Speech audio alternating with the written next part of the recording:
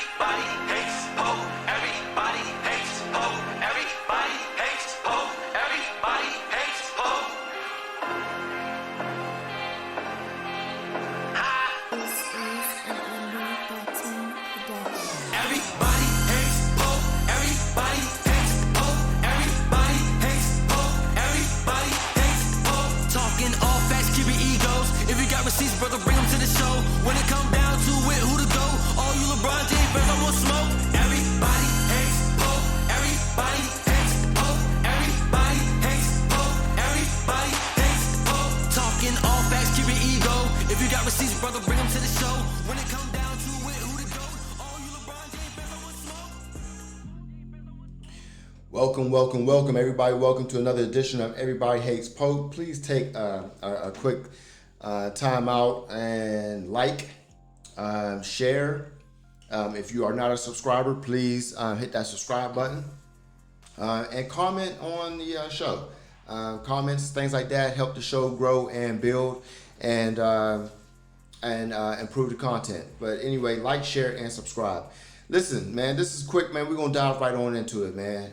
So we having a conversation about voting. And one of the things that I noticed since this Breonna Taylor situation came up, in which it's so sad. We can't say that we didn't see this coming, but it's just so sad that Breonna Taylor's family is not going to see any justice. But one thing that I noticed out of that situation that's concerning is the fact that a lot of these injustices, too many of these injustices, are happening in Democratic-ran cities. And to me, that's very alarming considering the fact that the black community votes Democrat. Now, of course, we all don't vote Democrat, but of all eligible voters, the African community is in a high 90 percentile of voting Democrats. We vote Democrat. Everybody knows that. All the way down the block. We're committed to the Democratic Party. We're in this relationship with the Democrats. And then you turn around and you see all these situations. Breonna Taylor, Jacob Blake, George Floyd, just to name a few. These are Democrat-ran cities. And then these injustices happen. And you take a look around and you're like, where's the governor at? Where's the mayor at? And I posted this on my Facebook page today. And a lot of my friends came at me, and to be honest with you, I got a whole bunch of excuses. Somebody told me, hey, Pope, man, you know, they don't have the power. The governor and the mayor, they don't have no power over the AG. And I thought to myself, I said, if they don't have the power over the AG, they have the influence over the AG. And if they don't have the influence over the AG, then we should be holding them accountable for not having any influence over their attorney general. That's weak. This is your state. This is your city. Don't tell me you don't have influence. If you don't have influence, you're not the man or the woman for this job, now are you? Let me give you an example of influence versus power. So the other day, I believe yesterday, Donald Trump said something extremely alarming. When asked what would he commit to a peaceful transfer of power if he were to lose. And Donald Trump basically said, nah, we're going to see what's going to happen, but nah, man. Nope. That, people, is influence. See, what he did right there is he told his people to strap up. He told all of his Trumpers, all of MAGA country, he told them to strap up. If we lose this presidential race, we fighting. That's what he said. But He didn't use power. He used influence. So basically, these politicians that we have elected in these democratic cities, where is their voice in all of this? It's non-existent. And you're coming around and you're making excuses by talking about he don't have power over them. You're coming around, you're making excuses by saying we need new laws and we need new legislation. No, we don't. If we get new laws and new legislation, they'll simply manipulate those words too. Don't you understand by now that they don't care what the law is? We don't understand that? You want to change the law. So you think if it's worded differently, then they're going to obey the law? No, it don't work that way. It don't work that way. See, y'all want to play chess with an opponent that plays by no rules. See, this is the whole issue with voting. This is the issue with voting, right? When you participate in a system that's illegitimate, you make it legitimate. When you participate in a system that is illegitimate, you make it legitimate. We got too much data, too much proof, and too much evidence that voting has not worked for us. Now, y'all keep telling me, well, our ancestors died so we could vote. And I keep telling you, no, they didn't. They died so that we could vote effectively. They died so that voting would better our situation. That's why they died. They died so that we could vote and come up. Well, we've been voting, but we ain't came up. And what is all this stuff about? What is all these shaming tactics? What's all these shaming tactics? My man Mike, love him to death, no shade at all, but he did have a post and he's like, you can't have no outrage if you don't vote. What? How does that sounds crazy. So you're saying if I vote, I won't be outraged? Is that what you're saying, Mike? I'm just trying to make sense of it. If I vote for Joe Biden, are you saying I will no longer be outraged? Or are you saying if I don't vote for Joe Biden, then I can't be outraged? It doesn't make a lot of sense to me. It's just like people say, if you don't vote, then you can't complain. What kind of sense does that make? I'm complaining right now because I don't have no one to vote for. I'm complaining right now because there's nobody that properly represents me. I'm complaining right now because I'm not going to vote when no one is talking to me. Why? That's my complaint. I don't have any proper candidates to vote for. But you, on the other hand, you should be the one that can't complain. Why in the hell would you complain when you voted for the person that's going to do absolutely nothing for you? When you voted for the person that's going to lock you up? When you voted for the person that is on paper, is well documented for saying racist things?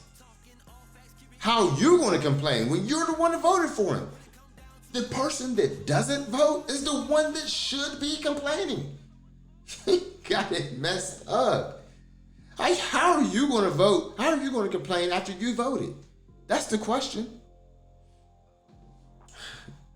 So I want to get back to the point, though. The point is, we got to stop ignoring negligence. We voted for these people, the people of Louisville, the people of Kentucky. They voted these Democrats in, and they're not doing nothing for them in this time. They're not providing any justice. They're not speaking out. They're not doing anything. So at what point do you say, hold up, time out. I voted for you, man. Where you at? Use your influence. Use your voice. Do something. Say something. Where are you? Why are we not safe in our own neighborhoods under your watch? Now you want to talk about police reform. Why weren't you talking about police reform before this tragedy happened? Why weren't you talking about defunding the police before this tragedy happened? See, that's what I'm saying. They wait till tragedy happens, then they don't do shit, and then we still make excuses for them. Come on, man. We got to hold these people accountable, man. And just because Trump says something, just because the conservatives say something, that don't mean it's not true. That don't mean it ain't true. Listen, I'm just a fan of this. I believe that we are in a situation where no one deserves our vote. You don't deserve our vote, man. I'm in a situation where I feel like they throw these numbers at us and they say that we're 13% of the population. I think that's some bullshit. I really do. And I don't care what we are. I wouldn't give a damn if we was 2% of the population. What I know for a fact is the Democrats can't win without us. So that's a whole lot of power. So now I understand that I got the strap in my hand. Now, once you understand that you got the strap in your hand, what you gonna do with it though? Will you bust that shit? Will you bust that shit? What's the point in having power if you won't use it? What's the point in having a strap if you won't use it? So if you got the strap in your hand, bust that shit. We're at a great time in history right now, in the present moment, where we could force the Democrats on their knees. And then we can extend our hand and say, get up and work for us. Give us candidates that's truly for us. And that doesn't mean a black face. The AG was a black man, wasn't he? See, that's another trick bag. They throw you a black face and you think that you're represented. We need to get these Democrats to a point where someone like myself could run and win. Yeah.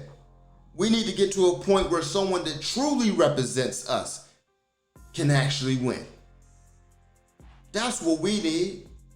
So the only way to get there is to put them on their knees. We need to let them know that we understand our power. And we're going to use and execute our power. We got the strap in our hand. We got the strap in our hand. And I don't want to hear no more about that be the change you want.